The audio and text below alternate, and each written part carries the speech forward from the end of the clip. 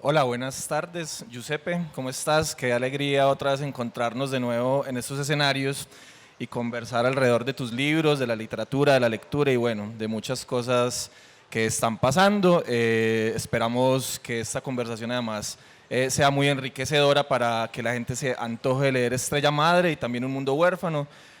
Acá tenemos sus libros, quienes no tengan todavía los libros de Giuseppe o no conozcan su obra, pues los estaremos vendiendo también. Acá están, pero por ahí David de pronto también nos ayuda a los que quieran acercarse. Giuseppe, bueno, empecemos y entremos en materia. Vamos a hablar de tu libro, de Estrella Madre, también un poco de Un Mundo Huérfano, porque pues hay mucha comunicación entre estos dos libros.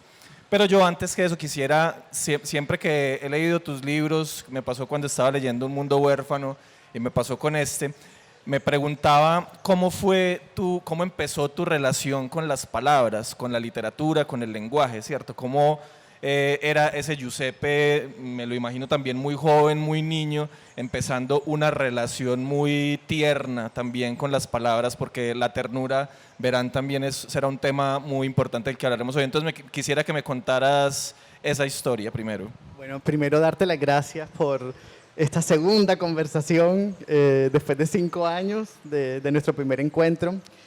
Gracias a la feria por la invitación, a David, a Clemencia por toda la hospitalidad. Justo ayer leí una entrevista de una escritora argentina, Camila Sosa, que me gusta mucho, que ella decía que sentía que en muchos espacios, sobre todo culturales, la creatividad se había quedado en el saludo con el codo y que había que inventarse formas de seguir encontrándonos en este tipo de espacios, y me parece que este es un gran ejemplo de cómo usar la creatividad, ¿no? para que este tipo de conversaciones, que para mí son extensiones de la experiencia lectora, pues se sigan dando. Con respecto a tu pregunta, bueno, creo que es una historia muy común, y es que yo era un niño enfermizo, no iba a colegio pues muchas veces por mi asma, y pues ahí empezó pues toda la relación con la lectura. Y el primer recuerdo que tengo de escribir es de estar copiando literalmente párrafos, escenas, capítulos de libros que me gustaban mucho. Recuerdo especialmente Canción de Navidad de Charles Dickens y diferentes relatos adaptados de Las Mil y Una Noches. Entonces yo literalmente los copiaba, y pues ahora pienso que la experiencia estética y como la experiencia de estar ante algo bello provoca un deseo de creación y un deseo como de duplicar y de reproducir eso que te está provocando a ti tanta alegría y tanta estupefacción y tanta perturbación, todo eso junto. Así que te diría eso, que sobre todo tanto la lectura como la escritura están muy ligadas a la cama, es decir, y la cama como espacio de la enfermedad, pero también como de búsqueda de un alivio y de una reparación, ¿no? Entonces escribo en la cama, leo en la cama, edito en la cama, todo, digamos, quedó como en ese espacio. Sí. Luego podríamos hablar de la presencia de las camas en la novela como lugar de enfermedad, lugar de muerte, o sea, pero bueno, eso ya es otra cosa, pero sí. Bueno, Giuseppe es además también profesor en el Instituto Caro y Cuervo, la maestría de escritura creativa. Ha estudiado también maestría de escritura creativa en Nueva York, en Iowa. Y cuando uno lee la obra de él, pues siente también, pues, también desde la escritura y desde la reflexión que uno hace como periodista y como lector sobre la escritura, una pregunta por la creación, ¿cierto? Lo que detona una historia. Y creo que en estos dos libros los detonantes son comunes, son imágenes muy fuertes. Recuerdo mucho en Un Mundo Huérfano, y te escuchaba decirlo alguna vez, y creo que cuando conversamos la primera vez también lo comentabas, que lo que detonó esa novela era esa imagen de un padre y un hijo frente al mar, esperando lo que trajera el mar. Y acá también hay una imagen fuerte que es un hijo que espera y que es como un niño que siempre está frente a una ventana esperando que la madre aparezca. ¿Cómo estas imágenes detonan la escritura y detonan una serie de historias que se van, digamos, entramando en tus novelas. Sí, a mí me gusta, yo quizás soy como un pintor frustrado y me gusta pensar la escritura como, pues como dibujo. Y entonces en ese sentido como dibujar con el lenguaje, dibujar con la palabra. Esas imágenes que tú dices para mí son como unas imágenes Big Bang porque son como una primera explosión que como que crean más imágenes alrededor. Y para mí,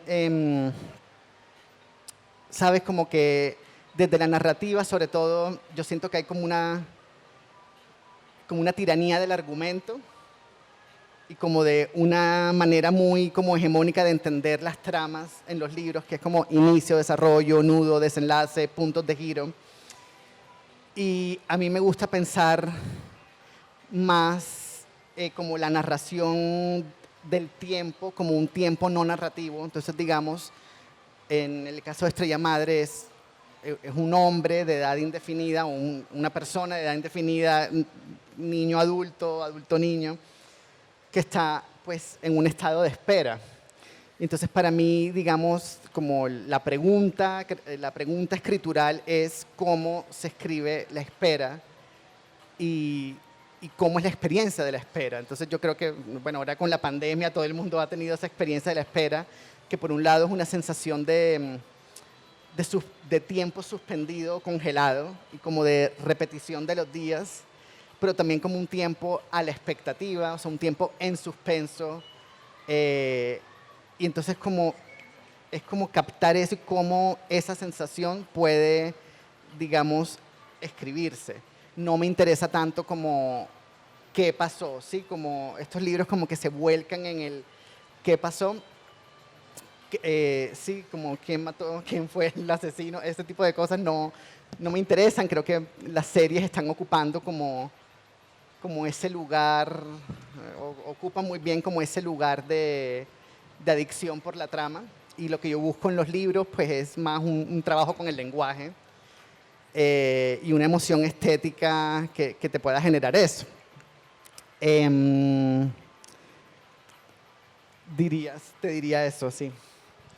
Justo cuando hablas de las imágenes y leyendo tu prosa, en Estrella Madre, pues que es lo más reciente que leí, pero también en Un Mundo Huérfano, que es un libro que además queda resonando porque es muy distinto a lo que se está escribiendo hoy en Colombia, pues y eso es un gran valor también de tus novelas. A medida que uno avanza en los párrafos, uno se encuentra con imágenes muy potentes y se encuentra con, podríamos llamar, ciertas epifanías, ciertas revelaciones desde el lenguaje, siempre ciertas combinaciones de palabras que le empiezan a dar un ritmo y uno siente que es una prosa muy preñada de poesía, de imágenes y que logran como no solo darle fuerza al momento y sobre todo que son momentos muy emotivos, emocionales, no es tanto la descripción de algo que está pasando, como tú dices, sino se va creando como una atmósfera emocional de los personajes, gracias pues como a esa poesía de la que está imbuida tu prosa. ¿Cómo es esa relación que tiene la forma de escribir novela, pero con la poesía, que sé que es muy profunda? Sí, yo creo que lo que más leo es poesía y, digamos, me cuesta trabajo como pensar en las artes, ¿sabes? Como cine, música, literatura. Ya me cuesta pensarlas como en separaciones rígidas, aún más ya los géneros literarios, ensayo, poesía, novela.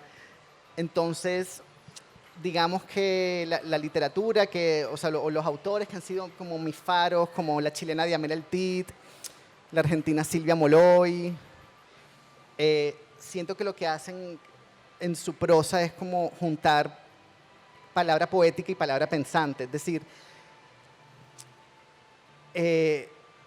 hay libros, por ejemplo, se me ocurre ahora La montaña mágica de Thomas Mann, en los que hay momentos ensayísticos que uno puede como sustraer exactamente del libro y la trama sigue y uno puede sustraer esos momentos que son como más claramente ensayísticos. Y luego hay otros libros, como, y pienso en Kafka, por ejemplo, que esos momentos ensayísticos y la narración son inseparables. Entonces me gustan como como esos trabajos con el lenguaje en los que la palabra poética y la palabra pensante se juntan, ya sea de una manera como encarnada, por decirlo así, como en el caso de Kafka, que es imposible separar esos momentos, o en el caso eh,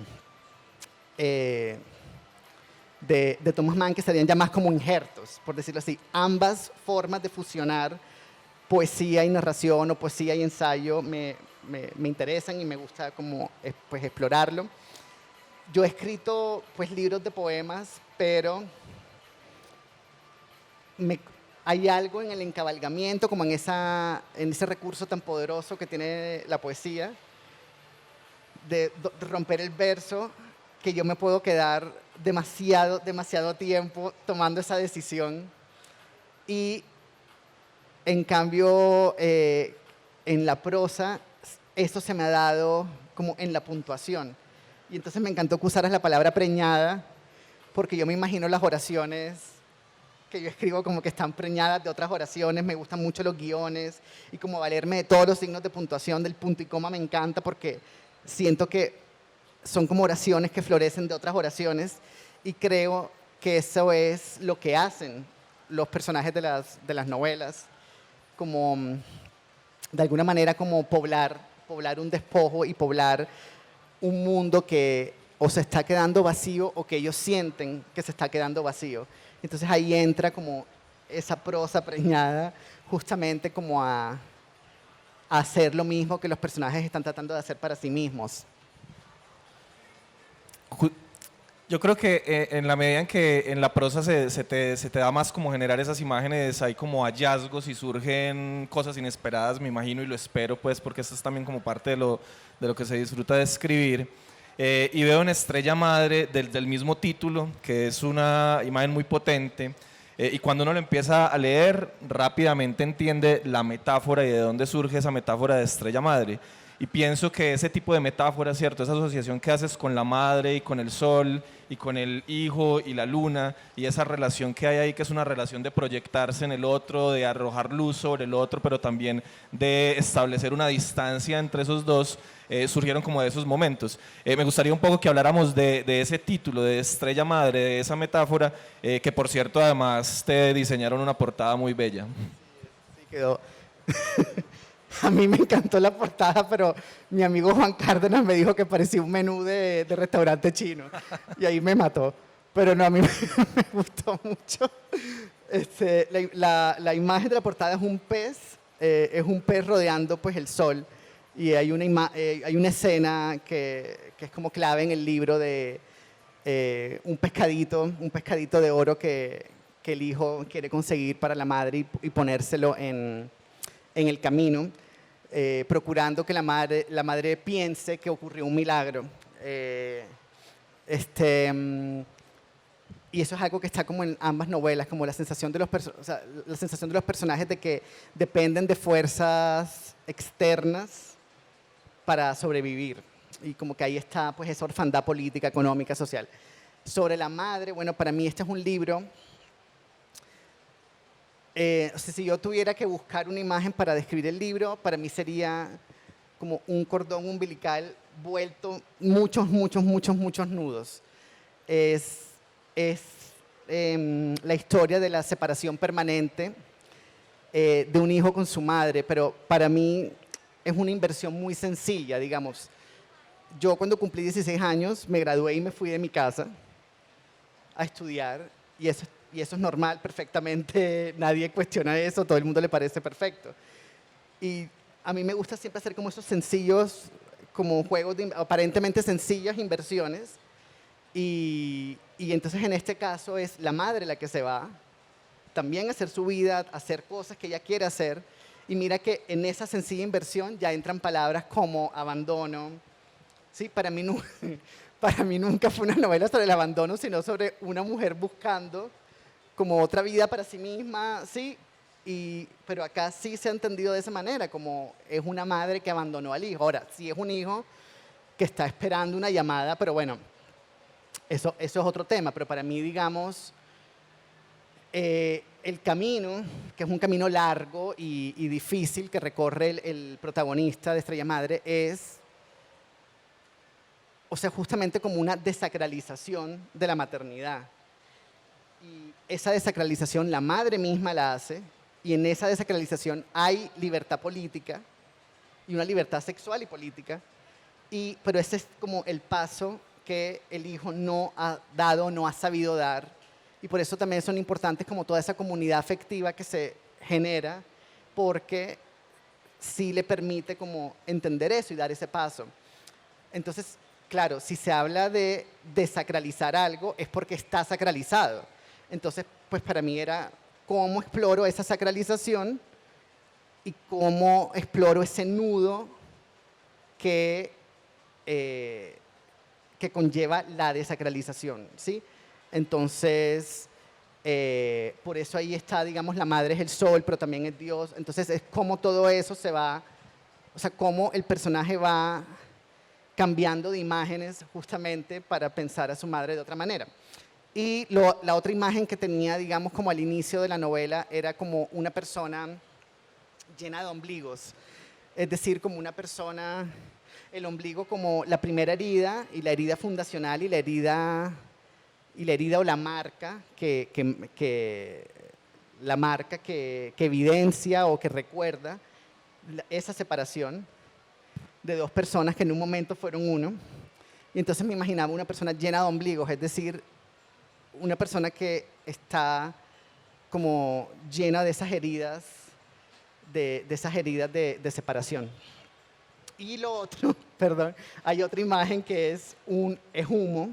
La madre trabaja en una fábrica y cuando se va a trabajar le dice al hijo que busque ese humo que sale de la chimenea, y que en ese humo ella está. Entonces ese humo se vuelve como un nuevo cordón umbilical, pero el humo es humo y se fuma. Y entonces ahí en esa imagen de un cordón que es humo, está también como esa relación de ellos dos, que pienso no solo es, sino debería ser como cualquier relación sana, como saberse separar y sí, saberse separar.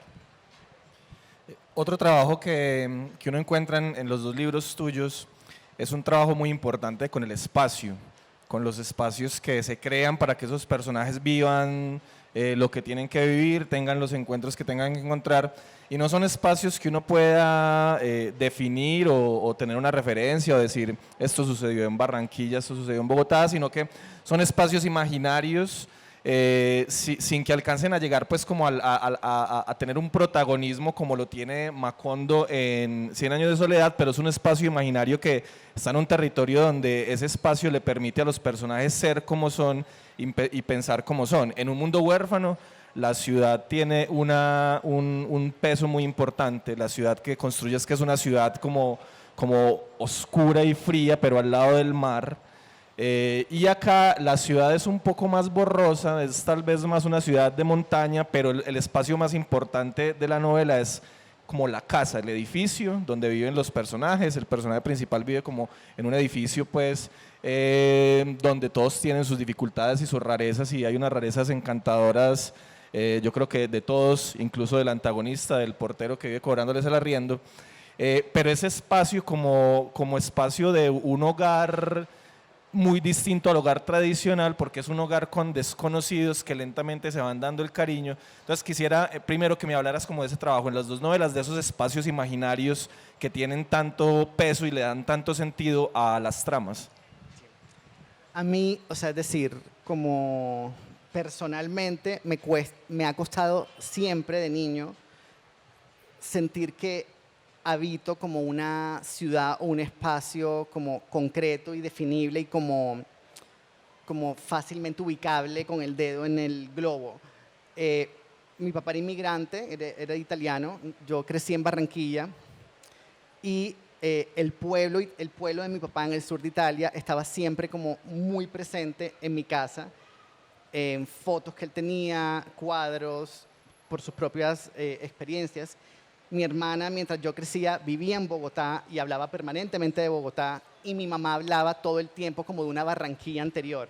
Entonces, para mí, o sea, mientras yo crecía en esa Barranquilla, digamos, física, material, estaban como estos otros terrenos como muy presentes y para mí eran como también eran como capas dentro de ese terreno. Entonces yo creo que eso tiene que ver con la manera como en ambas novelas son ciudades híbridas, que son como mitad Caribe, mitad Andes, podrían ser como unas ciudades tanto andinas como caribeñas.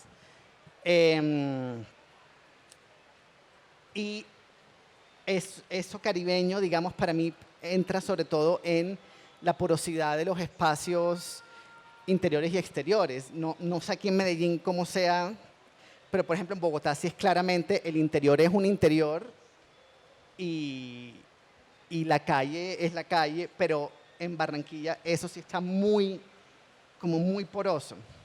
Entonces están las conversaciones permanentes con los vecinos, a grito, y entonces eso que para mí es finalmente este dicho de que la casa debería ser lo contrario de la calle y viceversa, y que la calle es el espacio de la vulnerabilidad y la exposición, pero la casa es como el espacio del bálsamo y del alivio. Para mí todo eso en Barranquilla está como muy borroso. Entonces para mí esa es la sensación que me gusta como plasmar en las novelas. Bueno, y es una sensación que además todo el tiempo, pues, todo el tiempo le da significación, pues, como a las palabras que están detrás de estas dos novelas, ¿cierto? En el caso de Un mundo huérfano hay un tema de la orfandad, del abandono, del despojo, y en el caso de Estrella Madre está el tema de la espera, esa espera que no se concreta, pero la novela nos reitera todo el tiempo la espera, pues desde el lenguaje se le da otra significación para que uno sienta la espera sin que sea explícita, ¿cierto? ¿Cómo vas construyendo esa significación alrededor de unas palabras que están ahí, pero que de cierto modo son invisibles justamente para tener mucho más sentido? Lo no dicho y la fuerza de lo no dicho también se siente en estos libros. A ver, para mí, o sea, es decir, para mí la experiencia, como dice José Watanabe, ¿sí? La vida es física. Y entonces, tanto la experiencia de lectura como la experiencia de escritura para mí también son físicas. Y cuando digo físicas me refiero a la posición como uno se sienta, a la posición como uno escribe. Entonces es una sensación física que según lo que yo voy escribiendo, yo también siento que el cuerpo se me va como transformando o torciendo según lo que voy escribiendo. Y como decía que escribo en la cama, también a veces escribo como horizontal, a veces más sentado, a veces como en el suelo, pero con el computador en la cama. Entonces, y sí creo que según lo que yo voy escribiendo, como que el cuerpo se me va cambiando y para mí eso es importante que también ocurra en el lector. O sea, y también creo, por ejemplo, que hay algo como mucho como anterior a todo esto, y es, yo crecí con un hermano de alguna manera similares en edad, y mi hermano es heterosexual, pues yo soy homosexual, y para mí siempre fue como impresionante como que el mundo a él no le generaba ningún tipo de cuestionamiento nunca, como que él era como un molde que él podía entrar perfectamente en ese molde y para mí no. Y entonces para mí finalmente yo sí creo que es decir, es como de qué manera el mundo entra diferente en el cuerpo de uno o cómo el mundo se experimenta de una manera distinta según el cuerpo que uno tiene, los gestos que uno tiene, sí, los amaneramientos que uno tiene, sí, y luego cómo esa forma como entra el mundo, luego cómo uno también la termina transponiendo en el cuerpo escritural. Entonces, por eso también siento que tanto la lectura como es decir, la escritura es performativa en el sentido de que está el cuerpo metido, y me gusta que la lectura y la experiencia de lectura también sea performativa en el sentido de que se sienta el cuerpo. Entonces, se sienta en el cuerpo lo que está viviendo el personaje. Entonces, por eso, digamos, en Un mundo huérfano hay un largo capítulo de escenas de sexo, y es porque es un capítulo sobre el exceso, y para mí es importante que el lector sienta y viva ese exceso.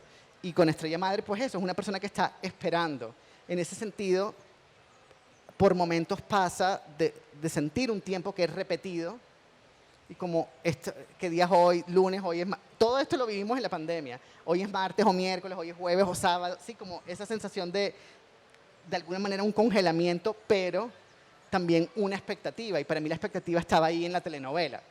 Como que la telenovela, digamos ahora con la serie de Netflix, que se puede ver todo como las series, como los capítulos como uno detrás del otro, se ha perdido para mí una experiencia como muy como clave de la telenovela, que era te tocaba esperar hasta el día siguiente o hasta la otra semana para saber qué iba a pasar. Y esa es pues la experiencia de las mil y una noches. Es como si quieres saber qué va a pasar, pues te toca esperar a la siguiente noche.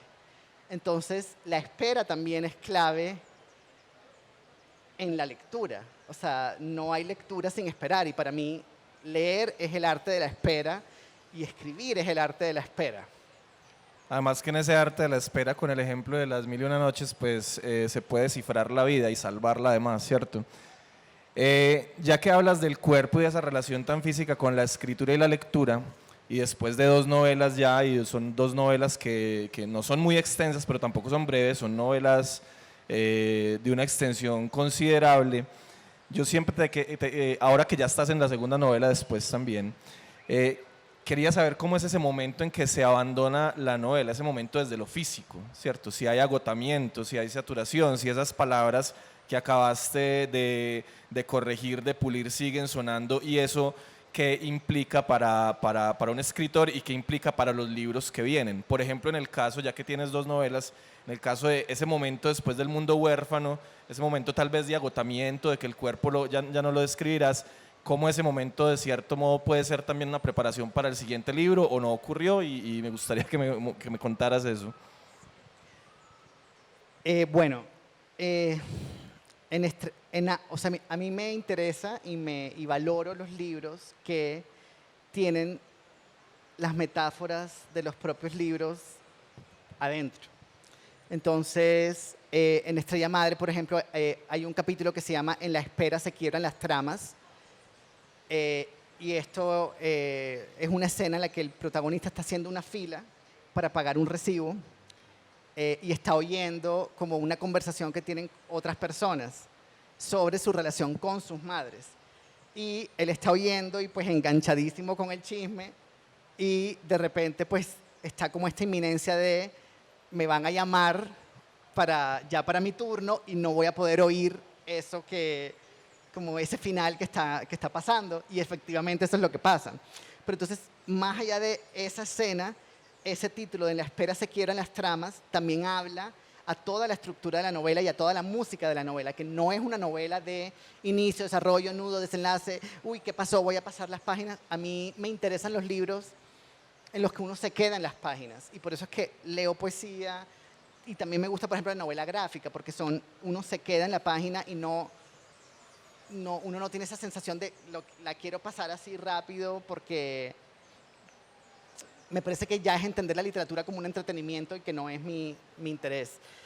Y luego hay otro capítulo, por ejemplo, que se llama Pensar un final, y es que la gran amiga del protagonista le dice, pero ¿tú hasta cuándo vas a esperar a tu mamá? O sea, tienes que ponerte como un plazo, porque es que, ¿cómo? O sea, ¿hasta cuándo vas a esperar? Entonces, esas mismas preguntas me las hacía yo, o sea, es decir, ¿cuánto en la escritura? Es como las mismas preguntas de la escritura. Pensar un final, o sea, ¿cómo va a terminar esta espera? ¿Va a terminar esta espera o no? Entonces, digamos que es una escritura que se va pensando a sí misma a medida que también va ocurriendo y pues avanzando. Bueno, Giuseppe, también por lo que vimos ahorita antes de subirnos acá, y que estuviste firmando un montón de autógrafos, pues cada vez tienes más lectores en Medellín, y es muy importante también que los lectores conversen contigo, y pues si alguien del público tiene preguntas, pues este es el momento en el que queremos conversar con usted. Bueno, es que estaba pensando que te había dicho que iba a Dale. hacer un comentario sobre tu libro, que Diego tiene un libro que se llama Final de temporada, que es muy hermoso. La escritura es hermosa y el libro objeto es hermoso. Y hay un momento que me encantó, que yo decía, ay, me habría encantado leer esto mientras escribía Estrella Madre, que dice que el mundo no es de los que ya no están ni de los que están, sino que el mundo es de los que están por venir. Pero de los que aún no han llegado, perdón, de los que aún no han llegado. Y ese aún no han llegado se puede entender desde el nacimiento, o sea, desde las personas que aún no han nacido, pero también desde las personas que emprendieron un viaje, un camino, y que aún no han vuelto, que podrían volver, y ahí pensaba, por ejemplo, en la madre, pero también pensaba en las personas que aún no han llegado, o a una verdad personal, o a una búsqueda personal incluso, y que están justamente como en un proceso de empezar a abrir los ojos, y me parecía que en ese aún no han llegado, caben, o sea, están como todos los nudos que me interesó explorar. Gracias, Giuseppe. Bueno, ¿quién tiene algún comentario o pregunta para Giuseppe sobre sus libros, sobre la lectura, sobre la escritura, el acto de crear? Recuerden pues que él también es profesor en el Instituto Caro y Cuervo, y si mientras se animan y alguien levanta la mano, pues yo te hago justamente una pregunta alrededor de eso. Pues en estos, ¿cuántos años lleva ya la maestría? 2018 empezó. Bueno. Antes era un diplomado. Entonces, has estado en contacto con muchas personas que quieren escribir distintos géneros. ¿Cómo ha sido ese momento también de enfrentarse a otras personas que quieren escribir y compartir tal vez una orientación? Porque yo creo que no se enseña a escribir, sino que tal vez se orienta en algunas cosas. ¿Qué has encontrado y cómo ha sido la experiencia con esos escritores que han pasado por ahí? Mira, lo primero es decir que yo fui estudiante de escritura creativa y que para mí los talleres fueron un espacio esencial porque finalmente uno te llevan a pensar la escritura. Yo reivindico mucho la intuición como una forma de conocimiento, pero uno siempre tiene puntos ciegos y los talleres los valoro justamente porque te ayudan a mirar los puntos ciegos que uno puede tener. Luego también me gusta reivindicar los talleres porque, digamos, ya cada vez ocurre menos, pero digamos, si alguien quiere ser músico, nunca se le cuestiona si se mete a clases. Si alguien quiere dedicarse a la pintura, nunca se le cuestiona que se meta a clases. Si alguien quiere dedicarse al cine, tampoco se le cuestiona, la fotografía, etc. Pero con la escritura a veces sí pasa que está como que pervive esa idea de el genio que escribe y que es algo que como que no se puede enseñar.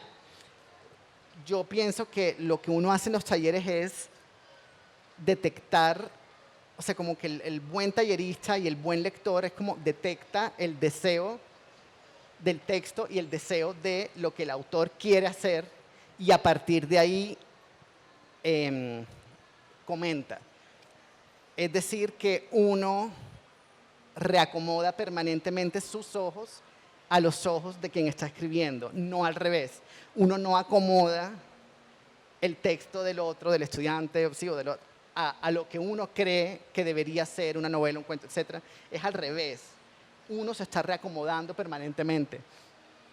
Y en ese reacomodarse y en ese desviarse permanentemente como de lo que uno mismo hace, eso me parece una experiencia muy, muy enriquecedora a nivel colectivo en la clase y pues para uno. Sí. Gracias. Bueno, y de la pregunta, yo siento que hay una gran vitalidad literaria ahora en Colombia y creo que hay que leer colombiano definitivamente porque sobre todo yo siento que cada vez las nuevas escrituras están dando cuenta de la incorporación de unas tradiciones como muy diversas. O sea, tu libro es de una hibridez impresionante, ¿sí? Entonces, como que se sienten muchas tradiciones muy distintas llevadas a un lugar personalísimo. Y eso es lo que me interesa, como pensar cada libro, cada autor como un río que va trayendo diferentes aguas, como este gran mar literario que podríamos llamar literatura colombiana, con toda su complejidad. Bueno, si alguien ya se animó a preguntar, así por allí hay una pregunta. Hola, buenas tardes. En el libro tuyo de Estrella Madre, en un cuento donde dice el sol del video, el sol del vidrio, hay una frase que dice los ladrillos de la eternidad. ¿A qué se refiere esto? Gracias. La pregunta para quienes no oyeron es que hay un capítulo del libro que se llama Los ladrillos de la eternidad, que a qué se refiere. Entonces, les cuento. Entonces, el protagonista, que como ya sabemos es un hombre que lleva un tiempo largo, indefinido, esperando a su madre, que supuestamente va a volver, vive en un edificio muy viejo, descascarado, un edificio que necesita cualquier tipo de remodelaciones. Y al frente hay una obra que lleva en construcción toda la vida.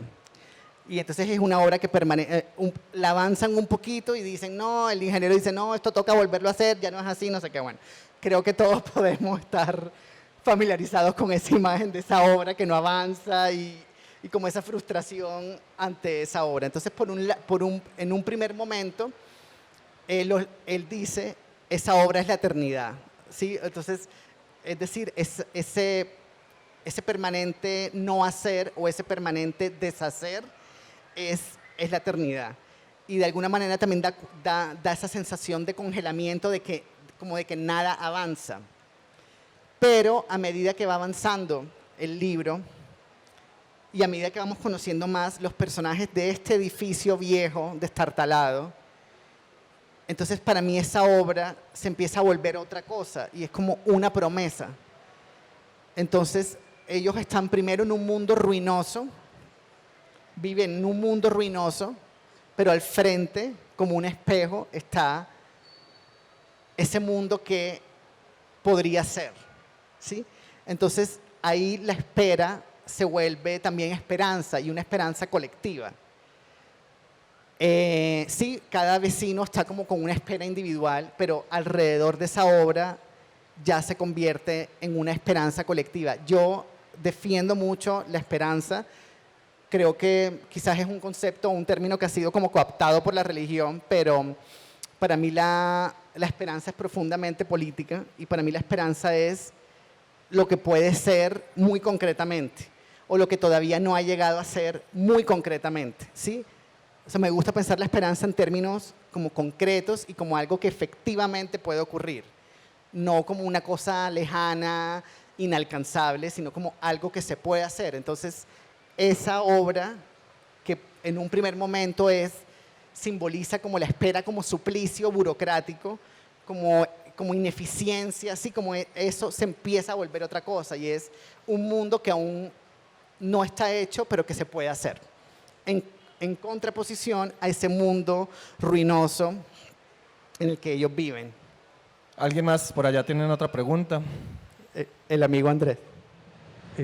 Bueno, en una entrevista que le hizo Carolina Sanina a Yolanda Reyes, ella hablaba de cómo la palabra, el lenguaje, es la forma en que uno desde muy pequeñito como que puede tender vínculos con sus padres, ¿no? Y me llama la atención que en ambas novelas es precisamente como a través de la palabra escrita y desde el punto de vista de los hijos que tú examinas esas relaciones entre padres e hijos y madres e hijos. Entonces quisiera saber por qué te ha interesado tanto esas relaciones en particular y esos puntos de vista en particular para contar eso, sí. Pues ahora que mencionas a Yolanda Reyes, con ella, bueno, ella tiene una novela hermosa que se llama Qué raro que me llame Federico. Y ahí ella retoma un concepto de Daniel Pennac del triángulo amoroso que se forma entre el niño, el padre o la madre y el libro, cuando él se está aprendiendo a leer. Entonces habla de un triángulo amoroso.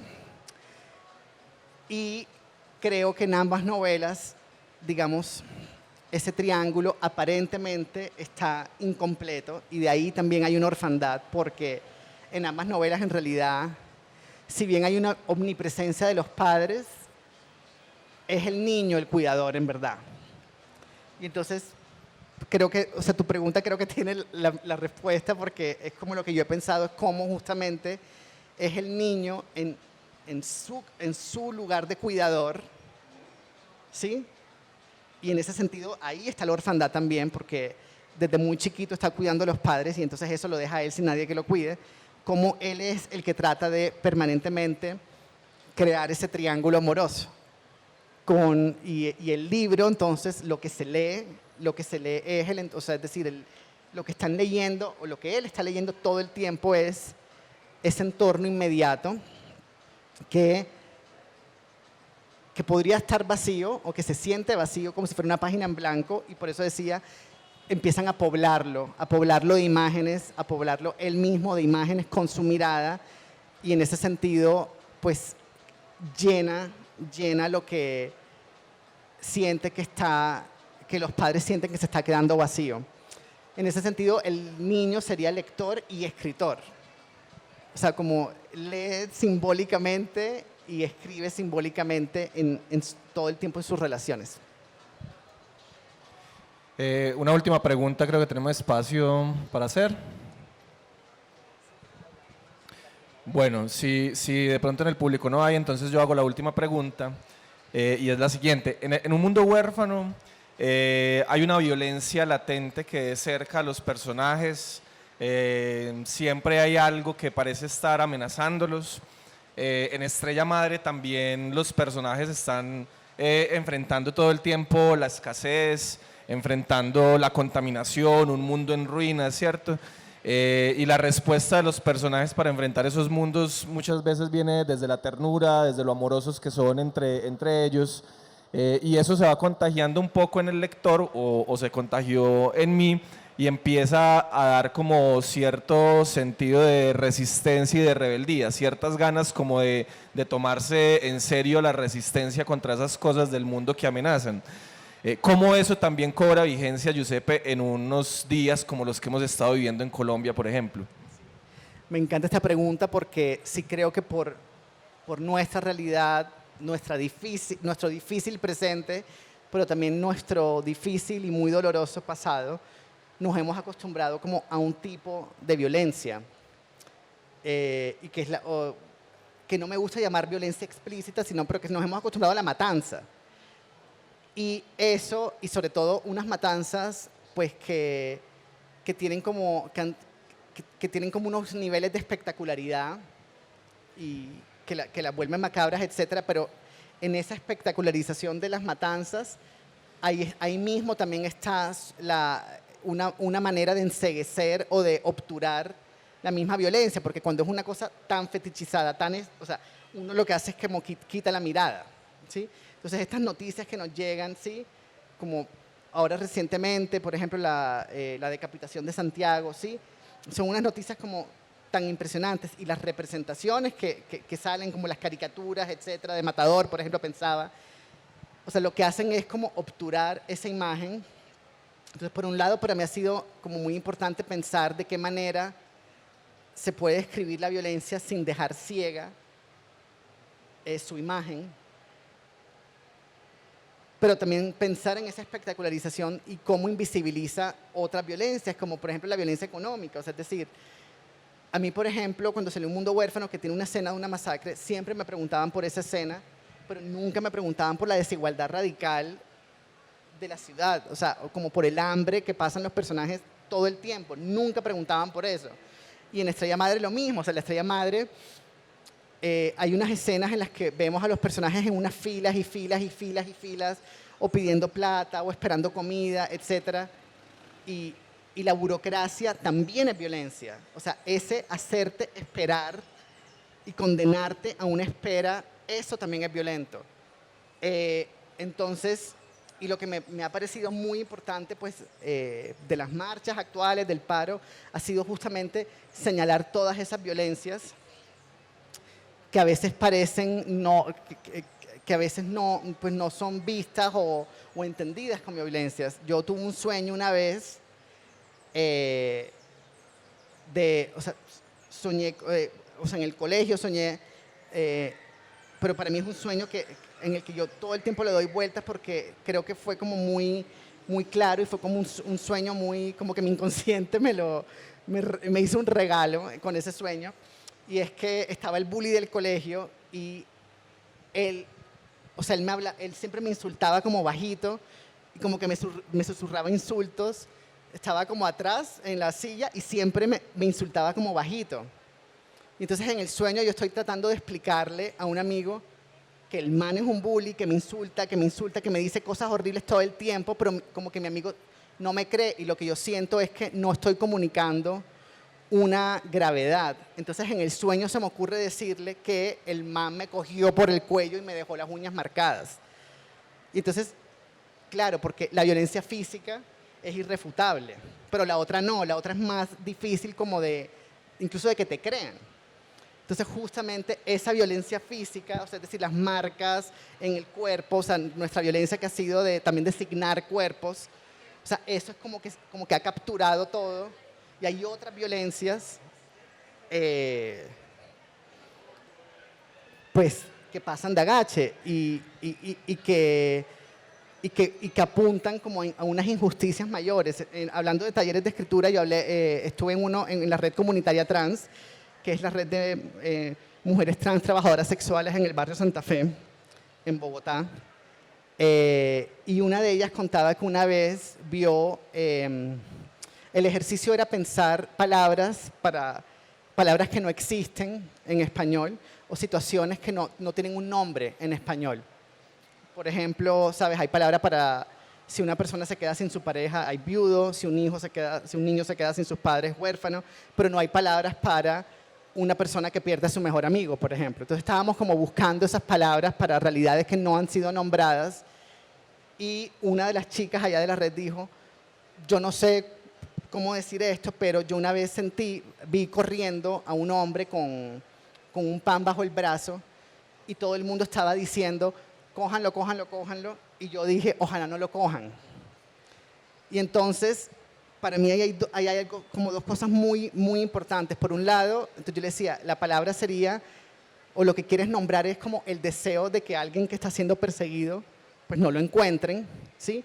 Pero para mí ella estaba apuntando como una injusticia mayor, es decir, esa injusticia pequeña que estaba pasando, que es alguien robando un pan, ¿sí? En una panadería y el panadero persiguiéndolo, apuntaba que, o sea, hay una injusticia aún mayor y es que esa persona tiene que robarse el pan y que el precio del pan está desorbitante, etc. Entonces era eso, o sea, cómo se apunta a una injusticia mayor.